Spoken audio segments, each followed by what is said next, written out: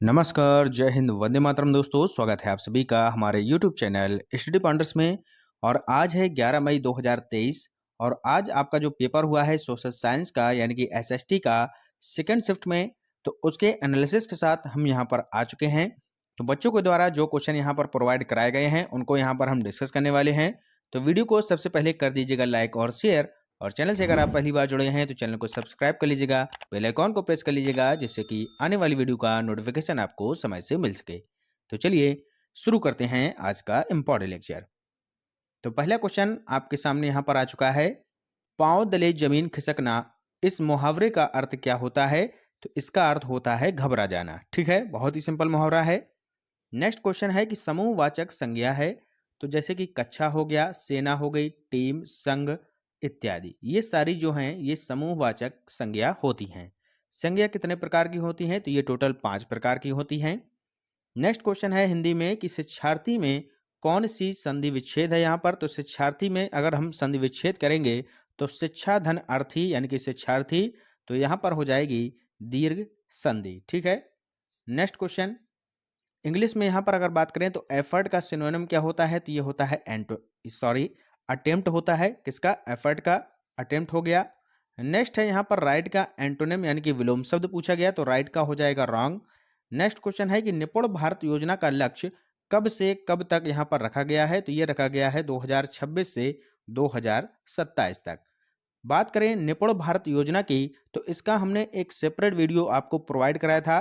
जिन्होंने नहीं देखा है निपुण भारत मिशन, तो वो लोग जाकर डिस्क्रिप्शन में हम इसका लिंक दे देंगे, वहां पर आपको जैसे ही आप उस पर क्लिक करेंगे निपुण भारत मिशन का जो है वीडियो आपको मिल जाएगा, जाकर आप उसको देख लीजिएगा। ठीक है, बहुत ही इंपॉर्टेंट लेक्चर हमने आपको कराया है, कॉन्सेप्ट प्लस एमसीक्यू वहां पर दोनों कराए हैं। ठीक है। नेक्स्ट क्वेश्चन आपके सामने आ चुका है। प्याजे के अधिगम के संज्ञानात्मक सिद्धांत के अनुसार वह प्रक्रिया जिसके द्वारा संज्ञानात्मक संरचना को संशोधित किया जाता है क्या कहलाती है? तो ये बच्चों कहलाती है स्कीमा। अगला प्रश्न है कि किस अवस्था में बच्चे में सामाजिक खेल का विकास होता है? तो ये होता है पूर्व संक्रियात्मक अवस्था के अंतर्गत। ठीक है। नेक्स्ट क्वेश्चन निम्नलिखित में अजंता की किस गुफा में मरणासन्न राजकुमारी का दृश्य अंकित है? तो ये है गुफा संख्या 10 में। और जो अजंता की गुफाएं हैं ये कहाँ पर हैं बच्चों? तो ये हैं महाराष्ट्र के जो आपका जिला है औरंगाबाद, वहां पर स्थित हैं। ठीक है। नेक्स्ट क्वेश्चन है कि महावीर स्वामी की मृत्यु कहाँ पर हुई थी? तो ये पावापुरी में हुई थी, बिहार में 468 ईसा पूर्व में। अगर बात करें जन्म की, तो इनका जन्म हुआ था 540 ईसा पूर्व में वैशाली के निकट कुंड ग्राम में। ठीक है। नेक्स्ट क्वेश्चन है कि अंतरराष्ट्रीय तिथि रेखा किसे कहते हैं? तो 180 डिग्री देशांतर रेखा को अंतरराष्ट्रीय तिथि रेखा के नाम से जाना जाता है। नेक्स्ट आगे देखते हैं अगला प्रश्न। मत देने का अधिकार और निर्वाचित होने का अधिकार भारत में एक है, क्या है? तो यह है वैधानिक अधिकार। नेक्स्ट क्वेश्चन है कि डूरंड रेखा किसके साथ है? तो ये जोड़ती है कौन कौन सी सीमाएं? भारत को अफगानिस्तान के मध्य में। ठीक है। मैकमोहन रेखा आपसे पूछी जाए तो भारत और चीन के मध्य है। रेडक्लिफ रेखा भारत और पाकिस्तान के मध्य आती है। और मैगिनॉट रेखा जो है ये फ्रांस और जर्मनी के मध्य आती है। ठीक है। नेक्स्ट क्वेश्चन अगला है कि सौर मंडल से यहाँ पर संबंधित एक क्वेश्चन पूछा गया था। एग्जैक्ट क्वेश्चन नहीं पता है, तो इसलिए हम यहाँ पर मेन टॉपिक यहाँ पर डिस्कस कर लेते हैं। जैसे कि सौर मंडल की जो खोज है वो किसके द्वारा की गई थी? कॉपरनिकस ने की थी। ग्रहों की गति का नियम दिया था कैपलर ने। सौर मंडल में टोटल ग्रह कितने होते हैं? तो 8 ग्रह होते हैं। कौन कौन से? तो बुध होता है, शुक्र, पृथ्वी, मंगल, बृहस्पति, शनि, अरुण और वरुण। ठीक है। सबसे छोटा ग्रह आपसे पूछा जाए तो बुध होता है। बड़ा ग्रह अगर आपसे पूछा जाए तो बृहस्पति हो जाएगा। सबसे बड़ा उपग्रह पूछा जाए तो गैनीमीड हो जाएगा। अगर भोर का तारा या सांझ का तारा पूछा जाए तो शुक्र हो जाएगा। और नीला ग्रह आपसे पूछा जाए तो पृथ्वी आपका राइट आंसर हो जाएगा।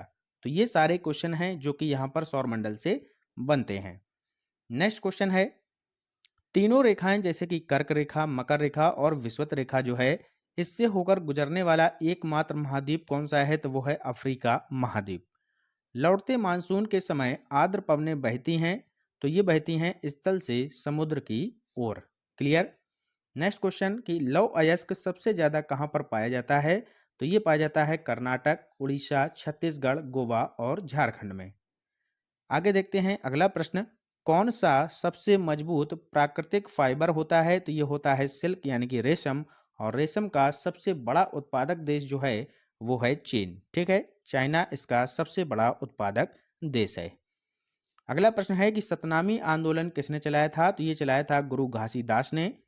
नेक्स्ट क्वेश्चन, बैरोमीटर यंत्र से क्या मापा जाता है? तो वायुमंडल का जो दाब होता है इसको मापा जाता है। नेक्स्ट क्वेश्चन, मृदा क्षरण को रोका जा सकता है। तो मृदा क्षरण को कैसे रोका जा सकता है? तो ये रोका जा सकता है वन रोपण के माध्यम से।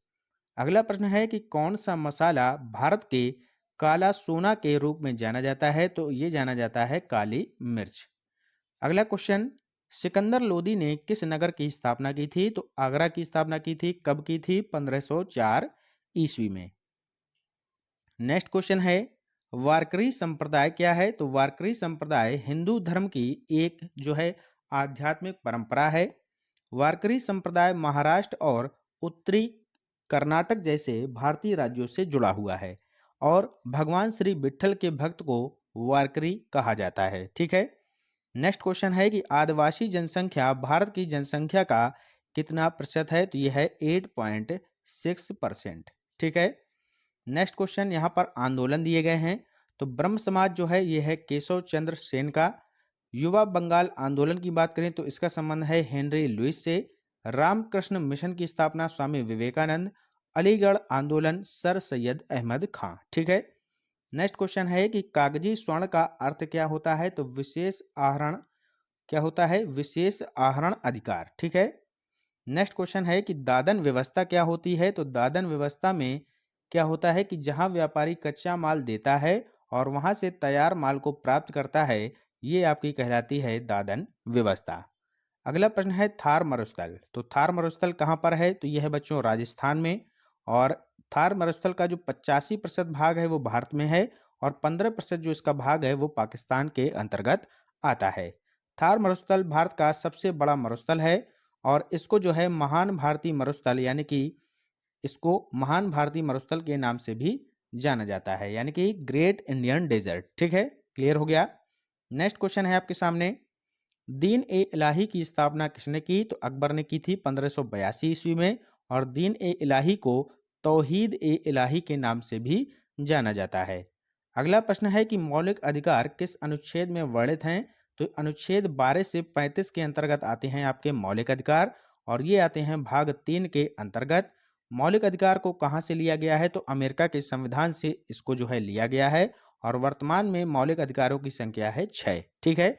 अगर आपसे पूछा जाए कि जो नीति निर्देशक तत्व हैं वो कहाँ से लिए गए हैं, तो वो लिए गए हैं बच्चों आपके आयरलैंड से। कहाँ से लिए गए हैं नीति निर्देशक तत्व? आयरलैंड से लिए गए हैं। और किस अनुच्छेद के अंतर्गत आते हैं? तो ये आते हैं आपके अनुच्छेद 36 से 51 के अंतर्गत। क्लियर हो गया। नेक्स्ट क्वेश्चन है आपके सामने, संविधान के किस अनुच्छेद के अंतर्गत 6 वर्ष से 14 वर्ष के बच्चों की शिक्षा मौलिक अधिकार बन गई है? तो इसमें हुआ था आपका 86वां संविधान संशोधन। नेक्स्ट क्वेश्चन है कि अंबेडकर के सामाजिक व राजनीतिक दर्शन का सर्वाधिक महत्वपूर्ण पहलू क्या है? तो यह है सामाजिक न्याय। कौटिल्य का मॉडल सिद्धांत किससे संबंधित है? तो ये संबंधित है विदेश नीति से। नेक्स्ट क्वेश्चन है कि संविधान सभा द्वारा भारतीय संविधान को स्वीकृत किया गया था? तो ये किया गया था 26 नवंबर 1949 को। नेक्स्ट है कि संविधान सभा ने कब जो है जन गण मन को राष्ट्रगान के रूप में अपनाया था? तो इसे अपनाया गया था 24 जनवरी 1950 को। बहुत ही इंपॉर्टेंट क्वेश्चन है। अगला प्रश्न है कि भारतीय संविधान में कितने मौलिक कर्तव्य हैं? तो ये हैं 11। कितने हैं मौलिक कर्तव्य?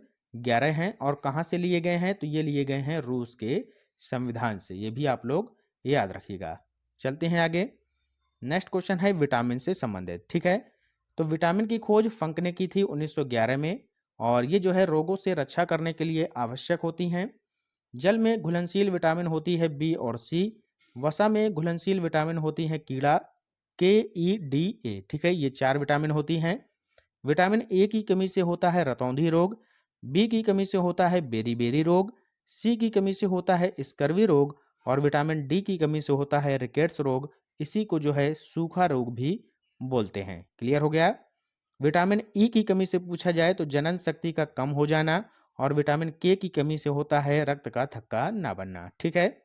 तो ये सारे क्वेश्चन थे जो कि आज की सेकंड शिफ्ट में यहाँ पर पूछे गए थे, और आशा करते हैं कि आपको यहाँ पर क्वेश्चन समझ में आए होंगे। मिलते हैं नेक्स्ट वीडियो में, तब तक के लिए पढ़ते रहिए और आगे बढ़ते रहिए। जय हिंद, जय भारत।